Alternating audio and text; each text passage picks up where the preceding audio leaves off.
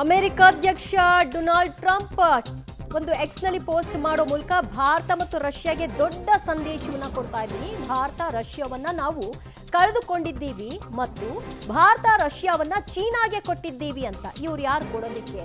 Bharat Russia ಭವಿಷ್ಯ ಉಜ್ವಲವಾಗಿರಲಿ ಅಂತ ಒಂದು ರೀತಿಯ ವ್ಯಂಗ್ಯಾತ್ಮಕ ಟ್ವೀಟ್ ಅನ್ನು ಅವರು ಮಾಡಿರೋದನ್ನ ಗಮನಿಸಬಹುದಾಗಿದೆ. ಈಗಾಗಲೇ ಆ ಅಂತರವನ್ನ ಕಾಯ್ಕೊಳ್ತಾ ಇದೆ.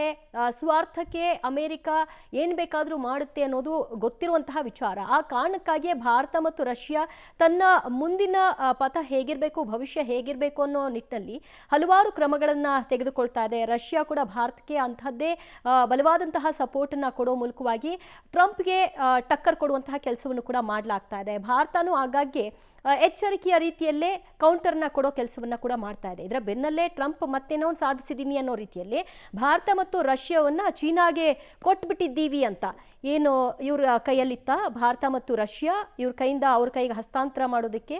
ಇದಕ್ಕೀಗ ಭಾರತ ಮತ್ತು ರಷ್ಯಾ ಯಾವ ರೀತಿಯಾದಂತಹ ಪ್ರತಿಕ್ರಿಯೆನ ಕೊಡುತ್ತೆ, ಎಷ್ಟು ತೀವ್ರ ಪ್ರತಿಕ್ರಿಯೆ ಸಿಗುತ್ತೆ ಅನ್ನೋದನ್ನ ಕಾದು ನೋಡಬೇಕು. ಟ್ರಂಪ್ ತಾರಿಫ್ ವಾರನ್ನ ಆರಂಭ ಮಾಡಿದ್ದು, ಅದಾದ ನಂತರದಲ್ಲಿ ದಂಡಾಸ್ತ್ರವನ್ನ ಪ್ರಯೋಗ ಮಾಡಿದ್ದು, ಇದರಿಂದ ಭಾರತ ಎಲ್ಲೋ ಕುಗ್ಗಿ ಮತ್ತೆ ತನ್ನ ಬಳಿ ಬಂದು ಸರೆಂಡರ್ ಆಗುತ್ತೆ ಅಂತ ಭಾವಿಸಿತ್ತು. ಅದ್ಯಾವುದು ಆಗದೇ ಇದ್ದಾಗ ಇಂತಹದ್ದೊಂದು ಹೊಸ ವರಸೆ.